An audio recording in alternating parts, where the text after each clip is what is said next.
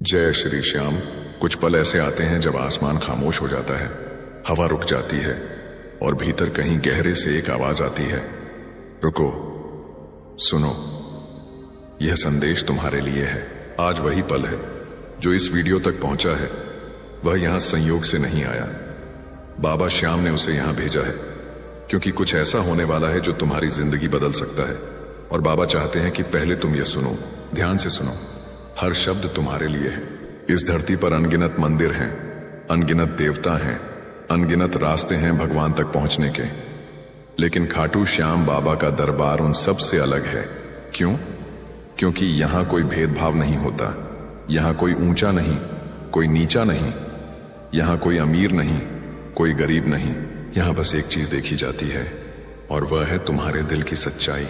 बाबा श्याम को हारे का सहारा कहते हैं। जो टूट गया, जो थक गया, जो दुनिया की नजरों में हार गया, उसी का बाबा सबसे पहले हाथ थामते हैं।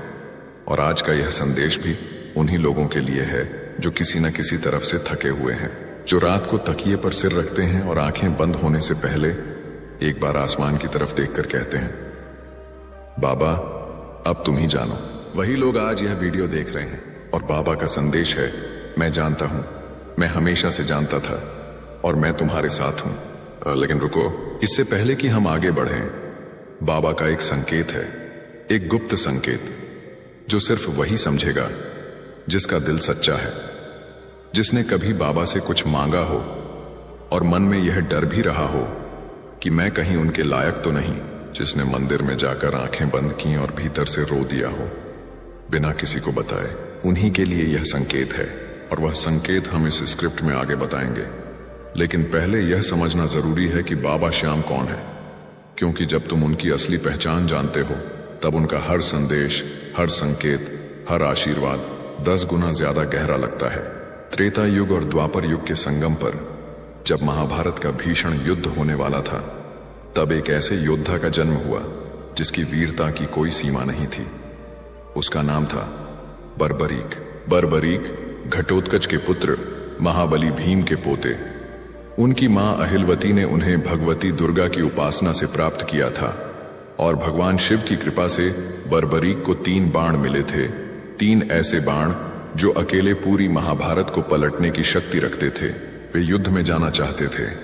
उनका संकल्प था, जो पक्ष हारता हुआ दिखे मैं उसकी तरफ से लड़ूंगा।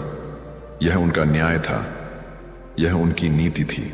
लेकिन श्री कृष्ण जानते थे, अगर बर्बरीक युद्ध में उतरे तो यह युद्ध कभी खत्म नहीं होगा, क्योंकि जो पक्ष हारने लगेगा बर्बरीक उसकी तरफ हो जाएंगे और फिर दूसरा पक्ष हारने लगेगा और वे फिर पलट जाएंगे। यह चक्र अनंत हो जाता। तब श्री कृष्ण ब्राह्मण वेश में बर्बरीक के सामने आए और दान मांगा। क्या मांगते हो ब्राह्मण? बर्बरीक ने पूछा। तुम्हारा शीश। एक पल के लिए सन्नाटा और फिर बर्बरीक मुस्कुराए, क्योंकि वे जान गए थे कि यह ब्राह्मण कोई साधारण नहीं है, यह तो स्वयं वासुदेव हैं। बर्बरीक ने कहा, हे प्रभु, मैं दान देने से पहले एक विनती करता हूं। मेरी यह अंतिम इच्छा है कि मैं महाभारत का युद्ध देख सकूं। श्री कृष्ण ने वह इच्छा पूरी की।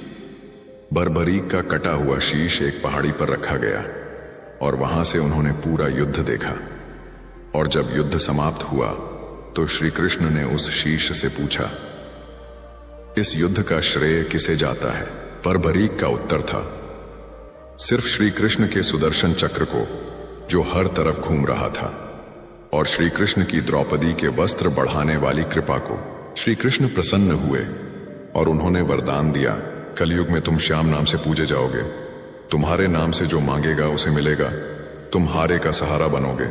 और इसीलिए जब कोई हारा हुआ इंसान खाटू धाम की सीढ़ियां चढ़ता है, जब कोई रोता हुआ भक्त बाबा के चरणों में अपना दुख रखता है, तो बाबा की आंखों में वही कृपा होती है जो द्वापर में श्री कृष्ण की आंखों में थी, क्योंकि बाबा श्याम और श्री कृष्ण ये एक ही हैं। यह रहस्य जानने के बाद क्या तुम्हारे रोंगटे खड़े नहीं हो जाते? अब बात करते हैं आज के संदेश की। आज का दिन कोई साधारण दिन नहीं है। आज बाबा के दरबार में कुछ हलचल है। आज वह ऊर्जा है जो हर कुछ महीनों में एक बार आती है, जब बाबा स्वयं अपने भक्तों की ओर मुड़ते हैं और कहते हैं, सुनो। और उस सुनो में इतनी शक्ति होती है कि जो सुन ले उसकी जिंदगी बदल जाती है। आज का संदेश 3 हिस्सों में है। पहला, एक चेतावनी, एक ऐसी चेतावनी जिसे अनदेखा करना बहुत महंगा पड़ सकता है। दूसरा, एक संकेत, एक ऐसा संकेत जो बाबा अपने सच्चे भक्तों को दे रहे हैं आने वाले 24 से 48 घंटों के लिए। और तीसरा, एक आशीर्वाद, जो इस वीडियो को अंत तक सुनेगा उसके लिए बाबा का विशेष आशीर्वाद। लेकिन इसके लिए तुम्हें पूरा वीडियो देखना होगा, बीच में मत छोड़ना। बाबा देख रहे हैं। आप पहले बात करते हैं उस चेतावनी की। बाबा श्याम कभी अपने भक्तों को बिना कारण चेतावनी नहीं देते। जब वे कहते हैं रुको, तो उसके पीछे एक कारण होता है। और आज जो चेतावनी है वह बहुत गहरी है। यह चेतावनी उन लोगों के लिए है जो इन दिनों बहुत थके हुए हैं, जो हर दिन उठते हैं और सोचते हैं आज फिर वही सब, जो मेहनत तो करते हैं लेकिन नतीजे नहीं मिलते, जो लोगों से मिलते हैं, मुस्कुराते हैं, लेकिन भीतर से खोखले हो रहे हैं। और चेतावनी यह है, जो व्यक्ति अपनी थकान को अपना भाग्य मान ले वह बाबा की कृपा को स्वीकार नहीं कर सकता। थकान एक स्थिति है, भाग्य नहीं। तुम जो दर्द झेल रहे हो वह तुम्हारी नियति नहीं है, वह एक परीक्षा है। और परीक्षाएं हमेशा उन्हीं को दी जाती हैं जिन पर बाबा को सबसे ज्यादा भरोसा होता है।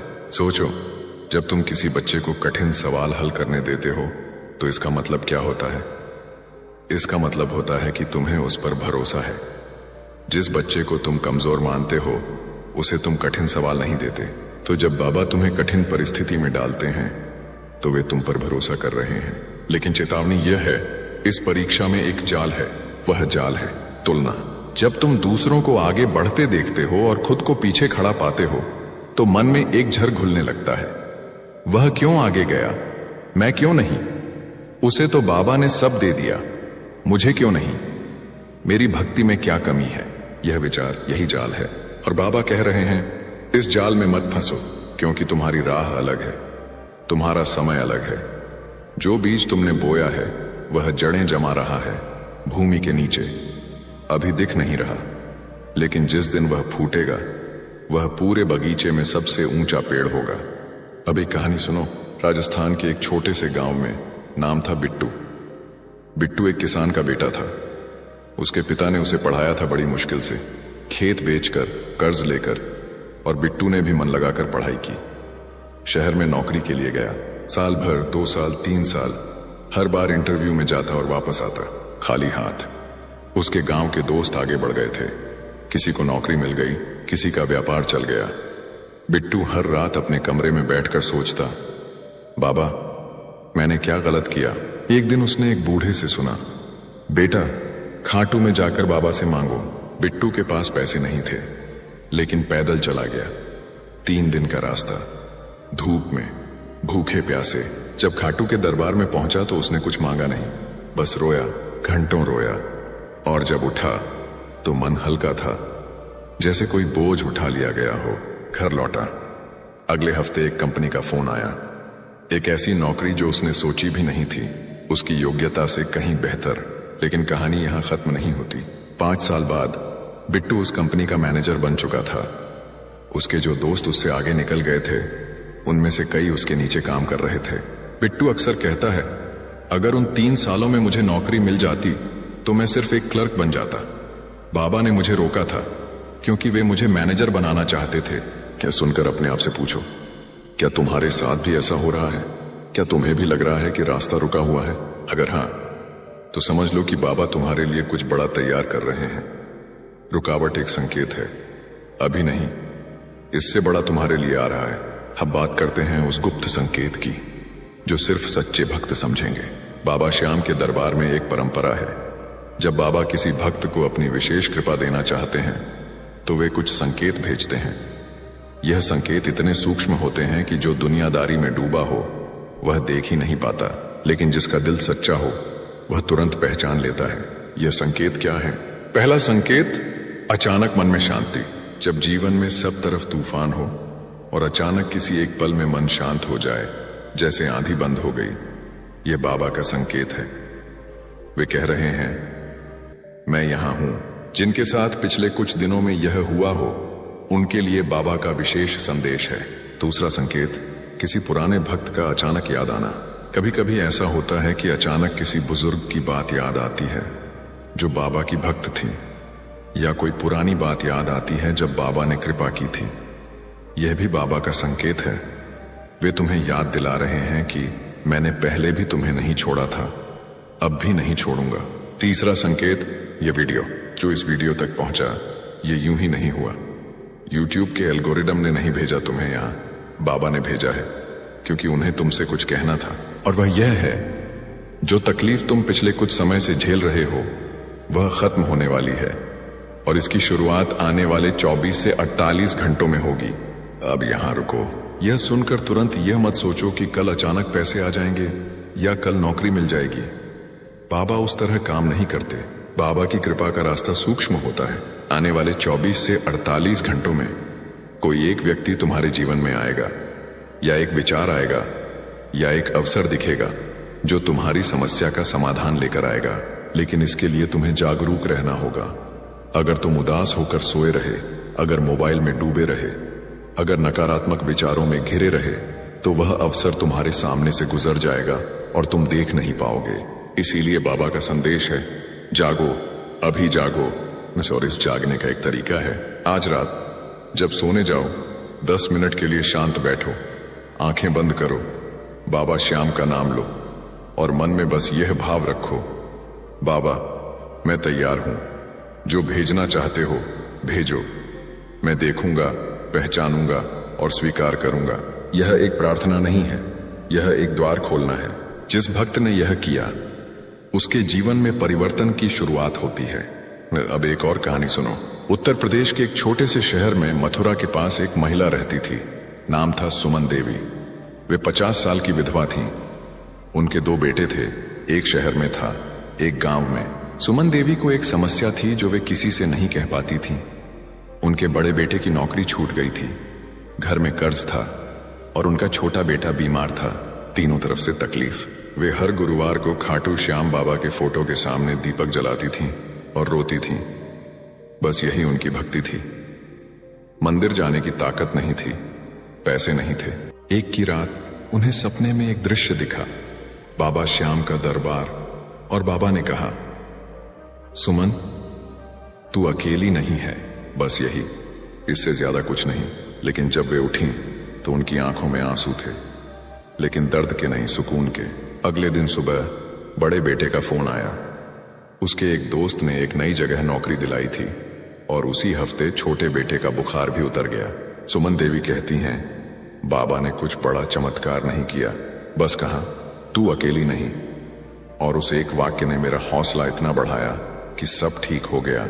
इस कहानी में एक गहरी बात है, बाबा का चमत्कार हमेशा आसमान से बिजली गिरने जैसा नहीं होता। अक्सर वह एक छोटी सी बात होती है, एक सपना, एक विचार, एक फोन कॉल, एक मुलाकात। लेकिन जिस समय पर वह आती है, वह समय ही उसे चमत्कार बना देता है। और इसीलिए बाबा कहते हैं, संकेतों पर ध्यान दो। अब बात करते हैं उस गंभीर चेतावनी की जिसे नजरअंदाज करना नुकसानदेह हो सकता है। यह चेतावनी 3 तरह के लोगों के लिए है। पहले वे लोग जो बाबा की भक्ति करते हैं लेकिन दूसरों के प्रति कठोर हैं, जो मंदिर में जाते हैं और घर में लड़ाई करते हैं, जो माला जपते हैं और पड़ोसी की बुराई करते हैं। बाबा कह रहे हैं, यह भक्ति नहीं है, यह दिखावा है। सच्ची भक्ति वह है जो तुम्हारे व्यवहार में दिखे। जब तुम किसी गरीब की मदद करो, किसी दुखी को 2 शब्द सुकून के दो, किसी भूखे को 1 रोटी दो, तब बाबा प्रसन्न होते हैं। दूसरे वे लोग जो बाबा से बार बार मांगते हैं लेकिन कभी धन्यवाद नहीं देते। सोचो, अगर कोई दोस्त हर बार तुमसे कुछ ना कुछ मांगे और जब मिल जाए तो बिना शुक्रगुजार हुए चला जाए, तो कैसा लगेगा? बाबा को भी ऐसा ही लगता है। आज, अभी एक बार मन में कहो, बाबा जो तुमने दिया है उसके लिए धन्यवाद। बस इतना काफी है। तीसरे वे लोग जो मुश्किल में बाबा को याद करते हैं और सुख में भूल जाते हैं, यह सबसे बड़ी गलती है। बाबा कहते हैं, मुझे सुख में याद करो, मुझे हंसते हुए याद करो, सिर्फ दुख में मत आओ। एक रिश्ते की तरह सोचो, अगर तुम किसी से सिर्फ तब मिलो जब जरूरत हो तो वह रिश्ता कमजोर हो जाता है। लेकिन जो हर रोज याद करे बिना किसी मांग के, उसका रिश्ता गहरा होता है। और गहरे रिश्ते वाले की मांग पहले पूरी होती है। अब एक और कहानी सुनो। महाराष्ट्र के पुणे शहर में एक युवक था। नाम था राहुल। पढ़ा लिखा, होशियार, लेकिन अहंकारी। उसे भगवान पर ज्यादा विश्वास नहीं था।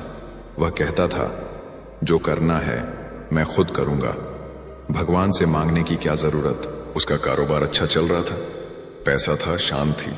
लेकिन एक दिन सब बदल गया। एक गलत फैसले की वजह से उसका पूरा कारोबार डूब गया। करोड़ों का नुकसान, दोस्त साथ छोड़ गए, परिवार दबाव में आ गया। राहुल टूट गया। उसकी दादी बाबा श्याम की बहुत बड़ी भक्त थी। उन्होंने एक दिन राहुल को बाबा की एक छोटी सी फोटो दी और कहा, बेटा, एक बार आंखें बंद करके इनसे माफी मांग। ये मत सोच कि यह सब काम करेगा या नहीं, बस माफी मांग। राहुल ने बहुत झिझकते हुए किया। उसने कहा, बाबा, मैंने आपको कभी याद नहीं किया, अब मुश्किल में आया हूं, माफ करना। अगले 3 महीने उसके लिए कठिन रहे, लेकिन धीरे धीरे उसके अंदर एक बदलाव आया। उसका अहंकार घुलने लगा। उसने एक नए सिरे से शुरुआत की, छोटे स्तर पर, विनम्रता से। और आज राहुल का कारोबार पहले से बड़ा है, लेकिन इस बार वह अकड़कर नहीं, झुककर चलता है। वह कहता है, उस नुकसान ने मुझे इंसान बनाया। बाबा ने मुझे डुबोया नहीं, मुझे धोया। कितना गहरा है यह। बाबा ने डुबोया नहीं, धोया।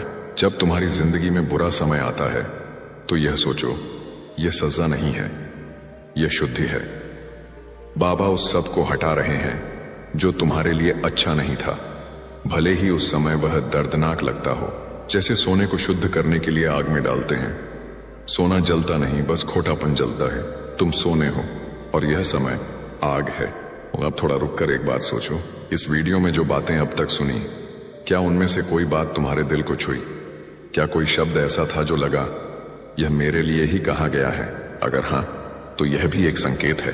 अब आगे बढ़ते हैं। बाबा श्याम का एक और संदेश है, और यह सबसे महत्वपूर्ण है। यह संदेश रिश्तों के बारे में है। इन दिनों बहुत से लोगों के घर में तनाव है, पति पत्नी के बीच दूरी है, माँ बाप और बच्चों के बीच समझ नहीं है, भाई भाई में खटास है। और इसका सबसे बड़ा कारण क्या है? अहंकार। हर कोई सोचता है, मैंने क्या गलत किया, उसने तो यह कहा, उसने वो किया।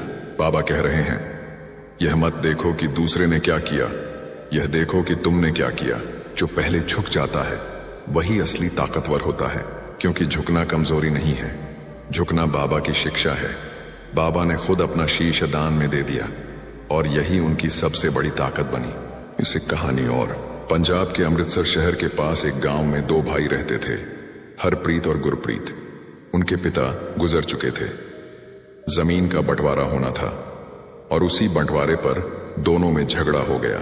इतना बड़ा झगड़ा कि दोनों ने बोलना बंद कर दिया। सालों तक दोनों एक ही गांव में रहे, लेकिन अजनबियों की तरह। हरप्रीत की पत्नी बाबा श्याम की भक्त थी। उसने एक दिन हरप्रीत को कहा, जाओ खाटू, बाबा से पूछो क्या करना है। हरप्रीत गया। खाटू में बाबा के सामने खड़ा था। उसने मन में कहा, बाबा, सही कौन है, मैं या मेरा भाई? और उस पल उसके मन में एक विचार आया। बाबा का जवाब था, शायद यह सवाल गलत है, सही गलत से बड़ा रिश्ता है। हरप्रीत घर लौटा। उसने अपने भाई के घर का दरवाजा खटखटाया। गुरप्रीत ने दरवाजा खोला और दोनों एक दूसरे को देखते रहे। हरप्रीत ने कहा, भाई, जमीन तू रख, मुझे बस तू चाहिए। गुरप्रीत की आंखें भर आईं। उसने कहा, नहीं भाई, मुझे जमीन नहीं चाहिए, मुझे बस अपना भाई चाहिए। और उस दिन दोनों ने साथ बैठकर खाना खाया, 5 साल बाद। ये कहानी सुनकर मन में कोई आया?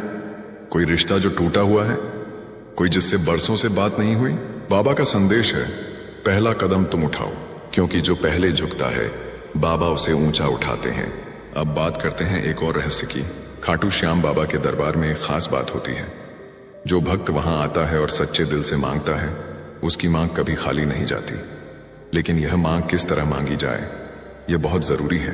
बहुत से लोग मांगते हैं, बाबा मुझे यह दो वो दो, लेकिन जो सच्चे भक्त हैं वे मांगते हैं, बाबा जो मेरे लिए सही हो वह दो। ये 2 मांगों में फर्क समझो। पहली मांग अपनी समझ से मांगती है, दूसरी मांग बाबा की समझ पर भरोसा करती है। और बाबा की समझ हमारी समझ से अनंत गुना बड़ी है। कभी कभी हम जो मांगते हैं वह हमारे लिए अच्छा नहीं होता, और बाबा इसीलिए वह नहीं देते, लेकिन इसके बदले में वे कुछ और देते हैं जो हमने सोचा भी नहीं था। इसीलिए जब मांग पूरी ना हो तो मायूस मत हो, बल्कि उत्सुक रहो। बाबा कुछ और दे रहे हैं। देखता हूं क्या आता है। एक और कहानी। गुजरात के सूरत शहर में एक व्यापारी था। नाम था दीपक भाई। उन्होंने बाबा से मांगा था, बाबा मेरा एक बड़ा सौदा हो जाए, करोड़ों का। वह सौदा नहीं हुआ। दीपक भाई बहुत निराश हुए। लेकिन उसी समय एक छोटे से मौके पर उनका ध्यान गया जिसे वे नजरअंदाज कर रहे थे। उन्होंने उस पर काम किया और वह छोटा मौका 3 सालों में इतना बड़ा हो गया कि जो सौदा वे मांग रहे थे उससे 10 गुना बड़ा बन गया। बाद में दीपक भाई ने कहा, बाबा ने वह दरवाजा बंद किया था क्योंकि वे एक और दरवाजा खोल रहे थे, लेकिन उस समय मुझे दिख नहीं रहा था। अब एक बहुत जरूरी बात, बाबा श्याम के दरबार में एक नियम है, जो बाबा को देता है बाबा उसे 100 गुना देते हैं। देने से मतलब पैसे नहीं है, देने से मतलब है दिल से देना। किसी को एक मुस्कान देना, किसी दुखी को 2 मिनट का समय देना, किसी भूखे को एक रोटी देना, किसी थके हुए को थोड़ा सहारा देना, यह सेवा है। और बाबा श्याम को सेवा बहुत प्रिय है।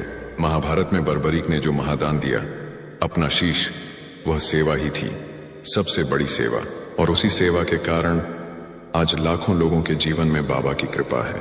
तो आज संकल्प लो, मैं आज किसी एक काम आऊंगा। यह संकल्प, यही बाबा की सबसे बड़ी पूजा है। अब बात करते हैं आने वाले 24 से 48 घंटों की। बाबा का संकेत है। इस समय में 3 चीजें हो सकती हैं। पहली, कोई पुरानी समस्या जिसका हल नहीं निकल रहा था, उसमें एक रास्ता दिखेगा। यह रास्ता किसी और की बात के रूप में आ सकता है, किसी सपने के रूप में, किसी अचानक विचार के रूप में। दूसरी, कोई ऐसा व्यक्ति सामने आएगा जो तुम्हारे लिए माध्यम बनेगा। वह शायद पुराना दोस्त हो, कोई रिश्तेदार हो, या बिल्कुल अनजान इंसान। उसकी बात ध्यान से सुनना।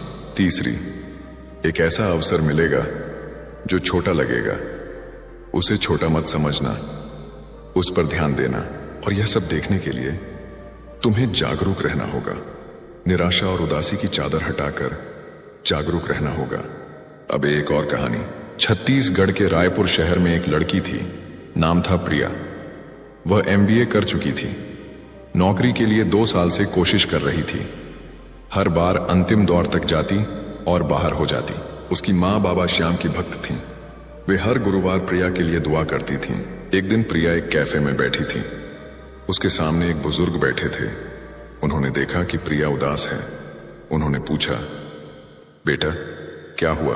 प्रिया ने सोचा, यह अजनबी है, क्यों बताऊं? लेकिन कुछ ऐसा था उस आवाज में कि उसने सब बता दिया। उस बुजुर्ग ने एक नाम बताया, एक कंपनी का। वहां जाकर मिलो, मेरा नाम लेना। प्रिया ने बाद में पता किया, वे बुजुर्ग उस कंपनी के संस्थापक थे। अगले हफ्ते प्रिया को नौकरी मिल गई। प्रिया की मां ने कहा, वह बुजुर्ग बाबा का भेजा हुआ था। अब सोचो, क्या तुम्हारे आसपास भी कोई ऐसा बुजुर्ग है, कोई माध्यम जिसे तुमने शायद नजरअंदाज किया हो? बाबा कहते हैं, मैं हमेशा किसी न किसी रूप में आता हूं, पहचानना तुम्हारा काम है। अब बात करते हैं बाबा श्याम की भक्ति के कुछ विशेष नियमों की। गुरुवार का दिन बाबा का दिन होता है। इस दिन इन काम को करने से बाबा प्रसन्न होते हैं। सुबह उठकर नहाकर, स्वच्छ वस्त्र पहनकर बाबा की फोटो के सामने एक दीपक जलाओ। घी का दीपक हो तो सबसे अच्छा, अगर घी ना हो तो तेल भी ठीक है। बाबा देखते हैं भाव, दीपक का आकार नहीं। फिर शांत बैठकर मन में बाबा का नाम लो, जय श्री श्याम, बस इतना। कोई लंबी प्रार्थना नहीं, कोई मंत्र नहीं, बस यह 3 शब्द, जय श्री श्याम, इसे 108 बार लो। इसमें सिर्फ कुछ मिनट लगते हैं। और फिर घर से निकलने से पहले किसी एक जरूरतमंद को कुछ दो, कुछ भी, एक रोटी, 1 रुपया, एक मुस्कान। यह बाबा की सेवा है। एक और बात, बाबा श्याम को पीले रंग बहुत पसंद है। गुरुवार को पीले कपड़े पहनो, घर में पीले फूल रखो, बाबा की फोटो पर पीले फूल चढ़ाओ। यह छोटी छोटी बातें हैं, लेकिन इनका प्रभाव बड़ा होता है, क्योंकि भक्ति बड़े बड़े कार्यों से नहीं बनती। भक्ति बनती है छोटे छोटे प्रेम के इशारों से, जो तुम हर दिन करते हो। अब एक और रहस्य। खाटू श्याम बाबा के बारे में एक बात कम लोग जानते हैं। जब बाबा की मूर्ति खाटू में मिली थी तो यह एक गाय के खुर से हुई थी। गाय उस स्थान को बार बार खोद रही थी। लोगों ने देखा और खुदाई की, और वहां से बाबा का शीश निकला। यह कोई साधारण घटना नहीं थी। गाय, जो भारतीय संस्कृति में मां मानी जाती है, वह बाबा के प्रकट होने का माध्यम बनी। इसका अर्थ क्या है? इसका अर्थ है बाबा हमेशा अपने आप को प्रकट करते हैं। हम उन्हें ढूंढते नहीं, वे हमें मिलते हैं जब समय सही होता है, जब भक्त का दिल तैयार होता है। और शायद आज तुम्हारा दिल तैयार हो रहा है। जारी, अब एक बहुत महत्वपूर्ण बात बताने का समय आ गया है। यह उन लोगों के लिए है जो पिछले कुछ समय से बहुत अकेलापन महसूस कर रहे हैं, जो लोगों के बीच रहकर भी अकेले हैं, जो हंसते हैं लेकिन भीतर खालीपन है। बाबा का संदेश है, यह खालीपन तुम्हारी कमजोरी नहीं है, यह तुम्हारे भीतर की पुकार है मेरे लिए। जब इंसान सब तरफ से भर जाता है तब उसे ईश्वर की जरूरत नहीं लगती। जब वह थोड़ा खाली होता है तब ईश्वर उसमें समा सकते हैं। इसीलिए जो खाली हैं वे सबसे भाग्यशाली हैं, क्योंकि उनमें बाबा के लिए जगह है। एक और कहानी, और यह कहानी बहुत खास है। बंगाल के एक छोटे से शहर में एक बूढ़ा दर्जी रहता था। नाम था रामदास। वह बहुत गरीब था, एक कमरे का घर, हर दिन सिलाई करके 2 वक्त की रोटी कमाता था। उसके कोई संतान नहीं थी, पत्नी वर्षों पहले गुजर चुकी थी। लेकिन रामदास के चेहरे पर हमेशा एक शांति थी, एक गहरी शांति जो अमीरों के चेहरे पर नहीं होती। एक बार एक पत्रकार उसके पास आया और पूछा, बाबा, इतनी गरीबी में इतनी शांति कैसे? रामदास ने कहा, बेटा, मेरे पास सब कुछ है। बाबा श्याम है ना? लेकिन बाबा तो राजस्थान में है, तुम तो बंगाल में हो। रामदास मुस्कुराया। बाबा कहीं एक जगह नहीं है, वे उस आदमी के दिल में हैं जो उन्हें याद करता है। मैं हर सुबह उन्हें याद करता हूं, तो वे मेरे पास हैं। पत्रकार चुप हो गया और बाद में उसने लिखा, मैं अमीर लोगों के साथी से खुशी ढूंढने गया था और खुशी मिली एक गरीब दर्जी के कमरे में। रामदास की बात सुनकर मन में क्या आया, क्या यह सच नहीं है कि बाबा किसी एक जगह नहीं है? वे तुम्हारे दिल में हैं जब तुम उन्हें याद करते हो। और इसीलिए बाबा का संदेश है, दिल में मुझे जगह दो, बाकी सब मैं संभाल लूंगा। अब बात करते हैं एक और संकेत की। बाबा श्याम के दरबार में एक विशेष समय होता है, वह है सूर्योदय के बाद का पहला घंटा। इस समय बाबा की ऊर्जा सबसे ज्यादा होती है। इस समय जो प्रार्थना की जाए वह सबसे जल्दी पहुंचती है। अगर तुम कल सुबह उठकर सूर्योदय के समय बाहर आकर आसमान की तरफ देखकर बस मन में कहो जय श्री श्याम, तो यह सबसे शक्तिशाली प्रार्थना होगी। बिना मंदिर के, बिना किसी सामान के, बस तुम और बाबा। इसे कल करना, देखना क्या होता है। और अब वह बात जो इस पूरे वीडियो का केंद्र है। बाबा श्याम का एक विशेष संदेश है उन सभी भक्तों के लिए जो आज यह वीडियो देख रहे हैं। यह संदेश है, तुम जो हो वह पर्याप्त है, तुम जहां हो वह सही जगह है, और तुम जिस समय में हो वह सही समय है। यह सुनकर शायद मन में आए, लेकिन बाबा, मेरे पास तो बहुत कुछ नहीं है। और बाबा का जवाब है, कितना काफी होगा तुम्हारे लिए? अगर 2 गुना हो जाए तो तुम कहोगे 4 गुना चाहिए, अगर 4 गुना हो जाए तो 8 गुना चाहोगे। यह खेल कभी खत्म नहीं होगा। लेकिन जो इस पल में जो है उसमें संतुष्ट है और फिर भी आगे बढ़ने की कोशिश करता है, वही सच्चा भक्त है। संतोष कमजोरी नहीं है, संतोष वह जमीन है जिस पर खड़े होकर तुम आसमान तक पहुंच सकते हो। एक और कहानी। मध्य प्रदेश के इंदौर शहर में एक छात्र था, नाम था विवेक। वह इंजीनियरिंग कर रहा था। उसके घर में पैसों की तंगी थी। उसके दोस्त महंगे फोन रखते थे, बाहर खाते थे। विवेक के पास यह सब नहीं था। वह मन ही मन जलता था। एक दिन उसके एक प्रोफेसर ने उसे एक किताब दी, खाटू श्याम बाबा के भक्तों की कहानियों की किताब। विवेक ने पढ़ी। एक कहानी ने उसे हिला दिया, एक ऐसे भक्त की जिसने सब कुछ खोकर भी बाबा का शुक्रगुजार था। विवेक सोचने लगा, उसके पास कुछ नहीं था फिर भी खुश था। मेरे पास खाना है, घर है, पढ़ाई है, फिर भी मैं जल रहा हूं। उस दिन से विवेक बदल गया। उसने पढ़ाई पर ध्यान दिया और 4 साल बाद उसे एक बड़ी कंपनी में नौकरी मिली। उसके जो दोस्त महंगे फोन रखते थे उनमें से कई बेरोजगार थे। विवेक कहता है, गरीबी ने मुझे जो सिखाया अमीरी शायद कभी नहीं सिखाती। यह सुनकर सोचो, क्या तुम्हारी कोई गरीबी है, कोई कमी जो असल में बाबा की देन है, जो तुम्हें कुछ सिखा रही है? अब बात करते हैं बाबा श्याम की एक और विशेषता की। बाबा श्याम लखदातार कहलाते हैं, यानी जो लाखों को देने वाले हैं। लेकिन यहां एक बात ध्यान देने वाली है, बाबा लाखों देते हैं लेकिन वे सबको नहीं देते। वे उसे देते हैं जो उनका है और जो उनका पात्र है। पात्रता कैसे बनती है? पात्रता बनती है श्रद्धा से। श्रद्धा का मतलब सिर्फ विश्वास नहीं है, श्रद्धा का मतलब है भरोसा। जब सब कुछ बुरा हो तब भी भरोसा, जैसे एक बच्चा अपनी मां पर करता है। मां ने अगर दवाई कड़वी दी तो बच्चा रोएगा, लेकिन मां पर भरोसा नहीं खोएगा, क्योंकि वह जानता है मां मेरा बुरा नहीं चाहती। उसी तरह बाबा जब कड़वी दवाई देते हैं तो भरोसा मत खोना। एक और कहानी। तमिलनाडु के चेन्नई शहर में एक दंपति था, रमेश और कविता। वे 10 साल से संतान सुख के लिए प्रयास कर रहे थे। हर उपाय किया, हर मंदिर गए। एक बार रमेश के एक दोस्त ने बताया, खाटू जाओ, बाबा श्याम के दरबार में जाओ। वे गए। खाटू में एक पूरी रात रहे, बाबा के सामने अपनी व्यथा रखी। 1 साल बाद उनके घर में एक बेटी आई। लेकिन कहानी यहां नहीं रुकती। रमेश कहते हैं, उस 1 साल में जब हम इंतजार कर रहे थे, बाबा ने हमें एक दूसरे के और करीब किया। हमारा रिश्ता और मजबूत हुआ। हमने 2 अनाथ बच्चों की मदद की। हमने कई चीजें सीखी जो हम उस दर्द के बिना कभी नहीं सीखते। जब बेटी आई तो हम सिर्फ माँ बाप नहीं बने, हम एक पूरा परिवार बने जो दर्द में पक चुका था। यह कहानी बताती है, बाबा की कृपा हमेशा तुरंत नहीं आती। कभी कभी वह एक प्रक्रिया से होकर आती है, और वह प्रक्रिया वही असली उपहार होती है। तुम जो इंतजार कर रहे हो वह सिर्फ प्रतीक्षा नहीं है, वह एक तैयारी है। तुम्हें बड़े होने के लिए, मजबूत होने के लिए तैयार किया जा रहा है। अब बात करते हैं बाबा के एक और संदेश की, जो इन दिनों बहुत जरूरी है। यह समय सोशल मीडिया का है। हर कोई दूसरों की जिंदगी देखता है और अपनी जिंदगी से असंतुष्ट हो जाता है। फलां का घर बड़ा है, फलां